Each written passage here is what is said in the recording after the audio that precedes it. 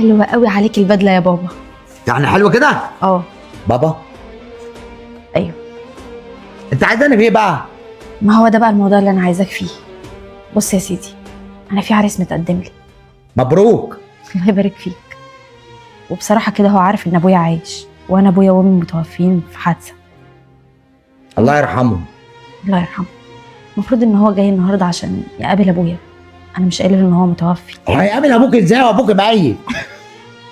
انا مش قايله له ان ابويا متوفي، عشان كده انا جبتك تكون قدامه ان انت ابويا.